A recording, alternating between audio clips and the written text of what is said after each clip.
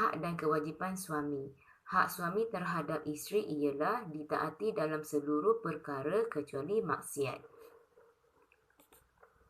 Isteri wajib mentaati dalam segala perintah suami melainkan kepada perkara-perkara maksiat dan larangan terhadap Allah Subhanahu Wa Taala.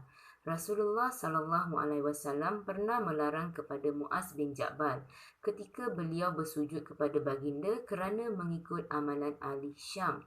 Jangan kamu lakukan sebagaimana mereka.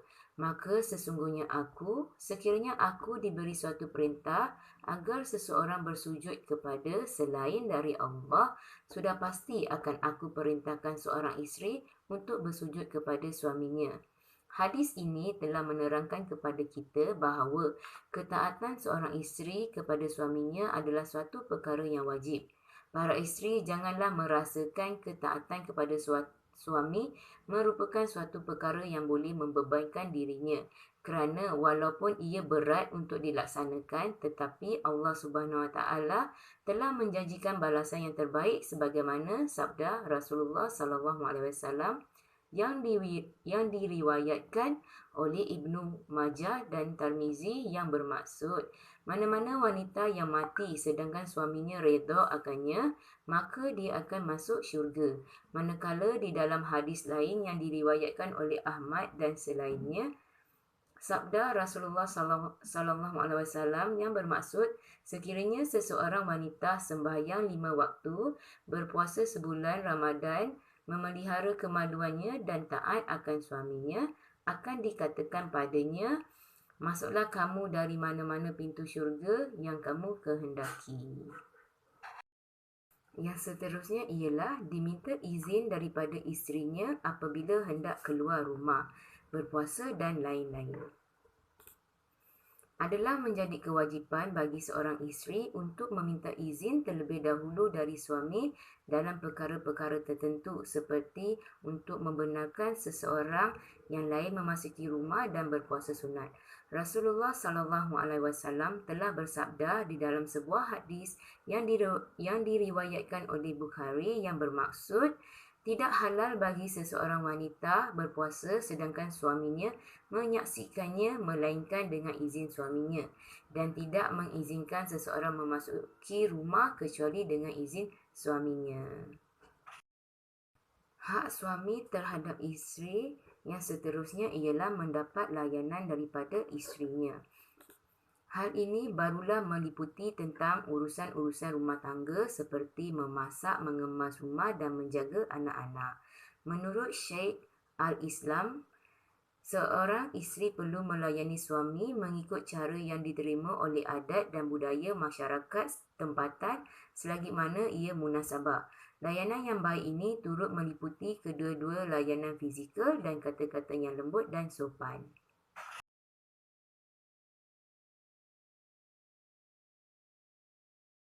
Manakala untuk kewajipan suami pula ialah memberi nafkah, pakaian dan tempat tinggal kepada isteri dan anak-anak. Wajib ke atas suami memberi nafkah ke atas isteri sama ada isteri berkemampuan atau sebaliknya. Isteri mempunyai hak untuk menuntut nafkah dari suami menurut peruntukan yang ada dalam Undang-Undang Keluarga Islam walaupun masih dalam ikatan perkahwinan. Namun begitu, nilainya perlu mengikut kemampuan suami menurut perbelanjaan semasa. Suami tidak boleh mengambil kesempatan untuk menidakkan keupayaannya bagi mencari pendapatan menurut keupayaan sebenar yang diukur dari sudut masa, usia, tenaga dan kesihatan. Contohnya, suami mampu mencari pendapatan tambahan tetapi tidak mahu dengan alasan seperti malas. Firman Allah Subhanahu Wa Taala di dalam surah At-Talaq ayat 7 yang bermaksud, hendaklah orang yang mampu memberi nafkah menurut kemampuannya, dan orang yang disempitkan rezekinya hendaklah memberi nafkah dari harta yang diberikan Allah kepadanya. Allah tidak memikulkan beban kepada seseorang melainkan sekadar apa yang Allah berikan kepadanya. Allah kelak akan memberikan kelapangan sesudah kesempitan. Kewajipan suami yang seterusnya ialah menggauli isteri secara makruf. Sesungguhnya dibolehkan bagi kedua-dua suami dan isteri untuk mendapatkan hak hubungan kelamin di antara satu sama lain menurut batas-batas yang telah ditetapkan oleh Allah. Kedua-dua suami dan isteri berkewajipan menunaikan hak ini bila mana salah seorang daripada mereka cenderung ke arahnya.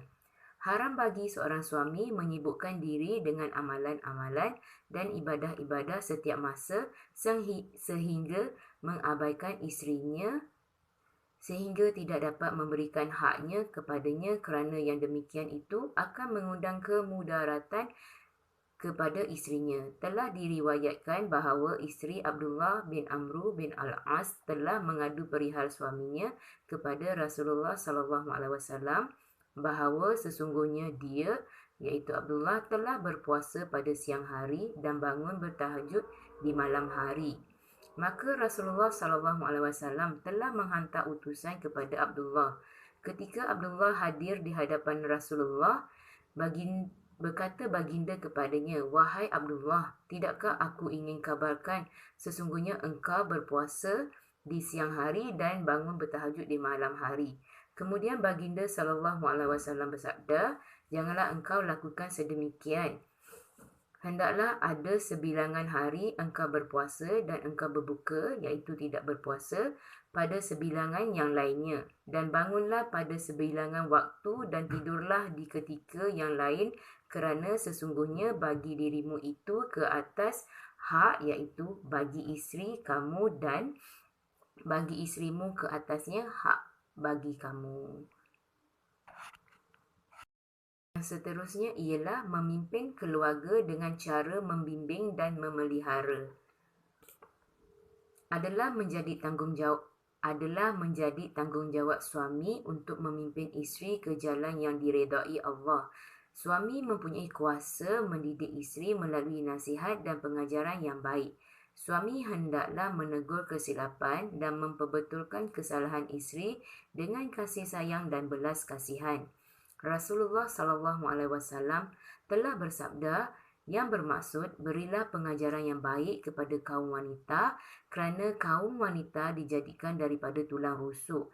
Adapun tulang rusuk yang paling bengkok ialah tulang rusuk yang paling atas, yang apabila engkau luruskan ia akan patah dan apabila engkau biarkan ia tetap bengkok. Oleh itu berilah pengajian kepada kaum wanita dengan cara yang baik. Riwayat Bukhari dan Muslim. Kewajipan suami yang terakhir ialah membantu isteri dalam tugas seharian.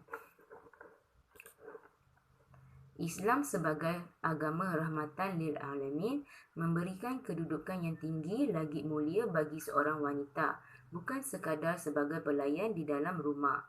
Dalam Islam, suami yang membantu isteri dengan melakukan pekerjaan rumah tangga merupakan perbuatan yang baik dan termasuk kebiasaan orang-orang soleh. Bahkan, hal tersebut menunjukkan keluruhan akhlak sang suami dan dicontohkan sendiri oleh Nabi SAW. Aisyah, isteri Nabi SAW, tak kala ditanya apa yang Nabi SAW lakukan ketika berada bersama keluarganya. Aisyah menjawab, Rasulullah SAW biasa membantu pekerjaan keluarganya di rumah. Jika telah tiba waktu solat, beliau berdiri dengan segera menuju solat. Hadis riwayat Muslim. Dari salah satu kisah teladan Nabi Muhammad SAW merupakan cara Rasulullah memuliakan, menyayangi dan memanjakan isteri.